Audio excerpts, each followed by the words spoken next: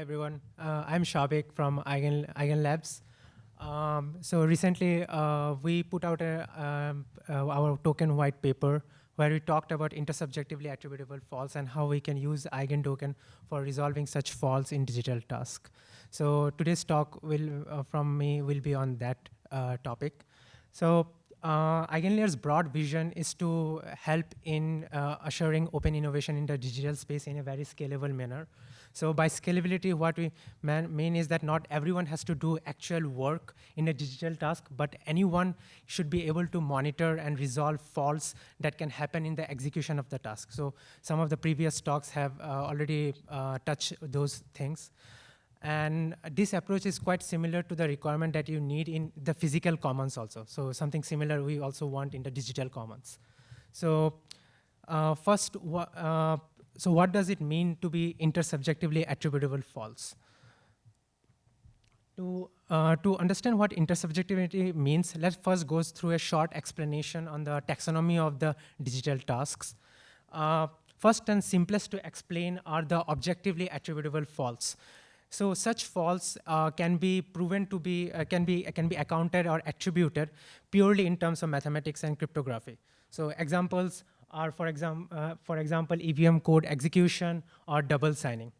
However, there is a very broad class of tasks like data availability where faults are not provable on-chain inside a virtual machine or in a smart contract, but is observable to any observer outside the chain.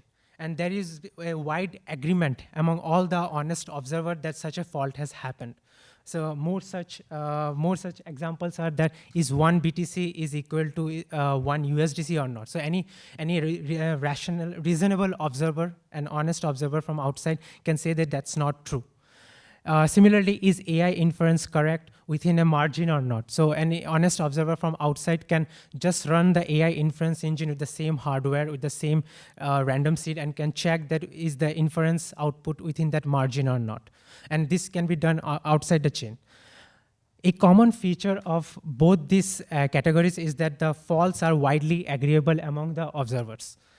On the other hand, subjective faults have no guaranteed agreement among observers. So examples for such subjective questions will be, is Paris the most beautiful city? Or what will be the price of a NFT such as Bad Kids NFT in 1 year? If you ask this question, you will have a wide variation in the opinion from the people whom you are asking. So with eigenstaking, this is the slide. So with eigenstaking, what we are trying to achieve is that we are targeting the intersubjectively attributable faults while also ensuring that the execution speed is during the happy path is automated as possible, in contrast to having any manual human intervention in the happy path. So before I present our solution, let us understand the taxonomy of the current mechanisms that are being used for resolving intersubjectively attributable faults.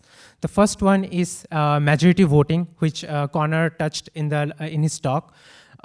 So basically in the majority voting, the stake of those operators whose response diverges a lot from the majority of the responses by more than a certain margin, they get slashed.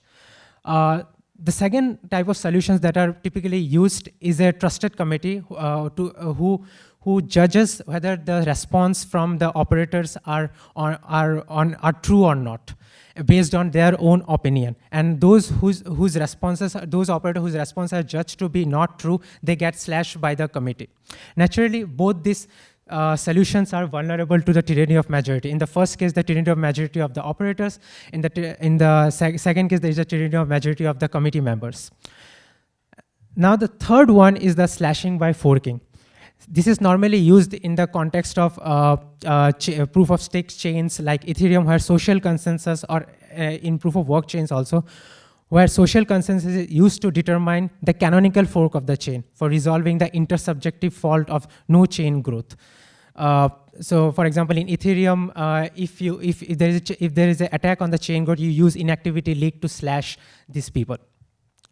So using social consensus to resolve intersubjective fault amounts to giving a free choice to the users in this unlimited and unsized group of ecosystem stakeholders in the social consensus, and this solves and mitigates the tyranny of majority problem.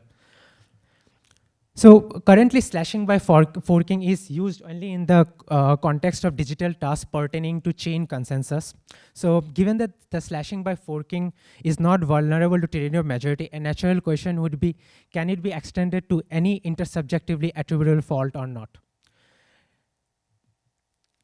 Second question, does social consensus mean users have to meet in person or in a Discord channel to identify the faulty people? Because that is a kind of undesirable, as it leads to a lot of manual process in resolving this process. So instead, it will be very ideal if the faults are very self-evident to the observers, to the users in the social consensus. So in the next few slides, I'll go over the core ideas that makes this possible with EIGEN.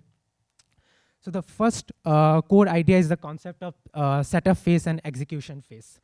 So the setup phase for any intersubjective system requires establishing the rules of execution that will be executed during the happy path, and also codifying the set of rules that will be used that is the rules of coordination that will be used for bringing an agreement among the observers about any fault in the execution of the task. Once the setup phase is over, it is the execution phase where the pre-agreed rules from the setup phase are executed. These rules must be such that the faults are self-evident and self-verifiable by any observer in the social consensus, such that it precludes meeting in person or in a Discord channel. An example of a setup phase is the ratification of US Constitution back when the nation was founded. And now in the execution phase, any law passed has to be compliant with the Constitution. Similarly, an example of setup phase in the context of blockchain is the longest chain consensus rule that was adopted at the genesis of Bitcoin, and now which is then used for determining the latest block in Bitcoin. There are many more such examples in the context of blockchain, such as weak subjectivity and roll-ups, standard roll-ups, or the sovereign roll-ups.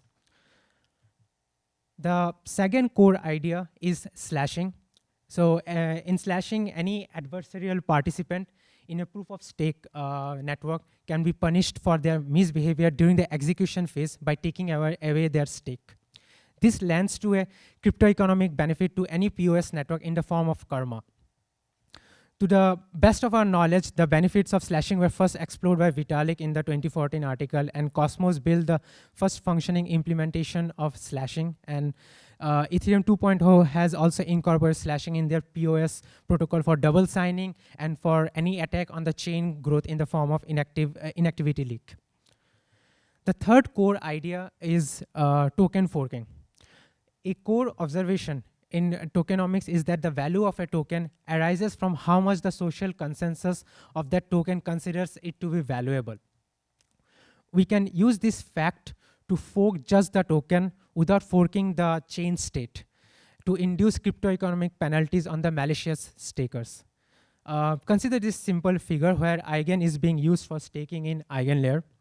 If majority of the EIGEN stakers were to turn malicious and cause an intersubjectively attributable fault in one of the AVSs, then a new fork of the EIGEN, we represent that in this figure with EIGEN tilde, will be birthed, where the malicious stakers will be penalized by restricting them from being able to redeem the tokens from this new fork. As the new fork comes to be considered as canonical, if the intersubjective fault is really genuine, it will come to be considered as canonical by the social consensus of the token, and the malicious stakers who were prevented from redeeming tokens from this new fork will end up being penalized because their value goes down to zero, as the other fork, the valuation in the original fork goes to zero. A core advantage by having EIGEN social consensus mediate on resolving this intersubjectively attributable fault in AVSs is that now it does not overloads Ethereum social consensus anymore. our approach to token forking in Eigen builds upon some major prior work that were done in the field. So some of the original work was done in the context of Futarchy and TruthCoin, and based upon that, Vitalik also published a series of blog posts that explored the idea of forking and its game theoretic implications. To our best of knowledge, Augur built upon all this previous series of work for the implementation of token forking in their wrap token. However, Augur's implementation had three big shortcomings. So first one is that Augur was specialized in measuring profit from corruption for only prediction markets. So it was not generalizable beyond the prediction markets.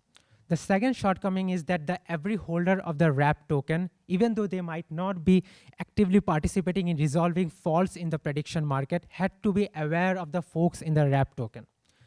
Third is that anyone can build parasitic prediction markets without being accounted in the measurement of the cryptoeconomic security of Augur. So with Eigen, we get 4 core features, namely universality, isolation, metering, and compensation that resolves these shortcomings. So next we'll go over these 4 features one by one. So the first core feature is the universality. So in contrast to Augur, the setup phase of Eigen stipulates that Eigen can be universally used to resolve any intersubjectively attributable fault and is not just limited to prediction markets. Second, any AVS who wants to use the cryptoeconomic benefits of Eigen must encode their rules of coordination that they have agreed in their respective setup phase. So these AVS-specific rules, such as the slashing conditions, are akin to amendments to the meta setup phase of the Eigen. Third, these slashing rules of the AVSs must ensure that any intersubjectively attributable fault in that AVS should be self-verifiable beyond a reasonable doubt. The second core feature of Eigen is isolation.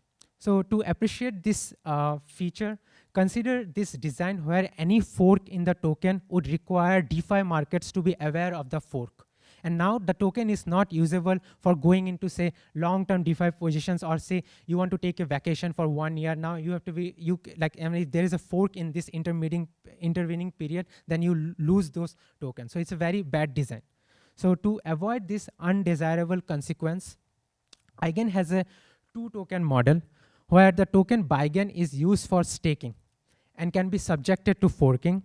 On the other hand, any holder of Eigen who is using this token for DeFi or any non-staking application can remain unaware of the forks in the BeiGen.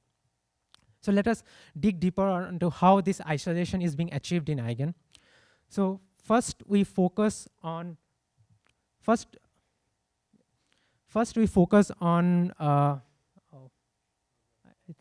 think it's, this will be messed up. So I'll try my best to explain, So we'll first talk about the wrapping and unwrapping, and this will illustrate what is the relationship between Eigen and BeiGen. So suppose any user holds 10 BeiGen, and it's not using this BeiGen for staking. So now it can instantly wrap or convert it to get 10 Eigen. On the other hand, suppose the user is holding 10 Eigen and it is not locked in some non-staking application. The user can then instantly unwrap to get 10 BeiGen. So basically what it's saying is that if you have 1 Eigen that is backed by 1 BeiGen that is currently locked with the Eigen contract. So by the way, both the Eigen and BeiGen are ERC20 contracts with some additional functionalities.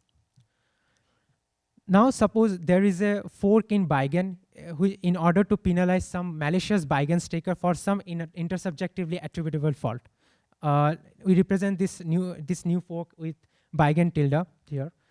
Now the redemption clause for any BeiGen staker who had delegated to a redemption clause for any BeiGen staker will be something like that if the BeiGen staker had delegated to a non-malicious operator, it will be able to redeem an equivalent number of BeiGen tilde tokens within a fixed window, while also retaining their BeiGen tokens.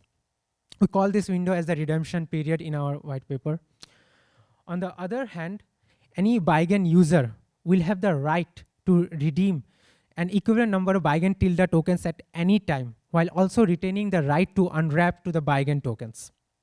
So this property results in this result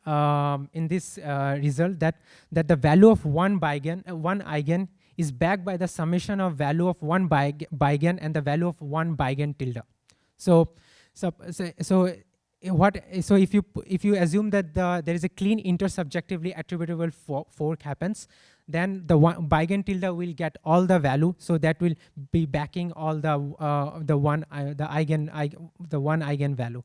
If say the intersubject attributive fault was malicious, there was no fault, but it was a malicious challenge, then the BIGEN will still be considered as canonical. It will still retain all the value and it will be backing the eigen. The third core feature is the metering of the social cost of resolving any challenge. So whenever there is an intersubjectively attributable challenge that is being raised, then there is a cost to the social consensus to resolve that fault, because they have to decide what is the canonical one.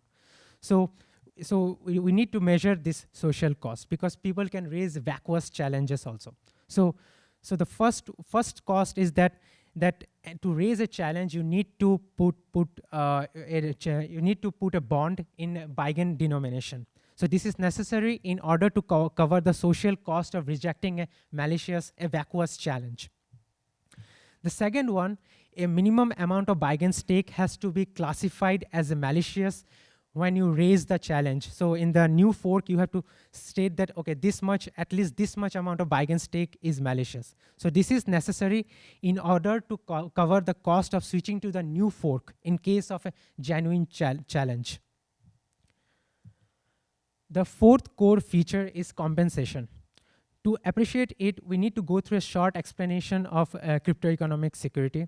So the traditional definition of cryptoeconomic security just requires that the maximum profit that is extractable from attacking a system has to be less than the cost of corrupting the system. So there are three major problems with this definition. First one is that there is no way to measure the profit from corruption. The second one is that an adversary can engage in parasitic behavior outside the system's locus of measurement of the profit from corruption. The third one is that the harmed user does not get compensated for the value lost due to the attack. So in the StakeSure paper, we introduced a stronger definition of cryptographic security with better guarantees. Namely, any harmed user should be compensated a pre-specified value in the event of an attack on the user. So with EIGEN, we guarantee this strong cryptographic security to achieve this feature of compensation. So to explain this feature of compensation, we will illustrate a simple example here. So for this simple example, we'll make some assumptions for simplicity. So here, all operators have equal stake. We assume that.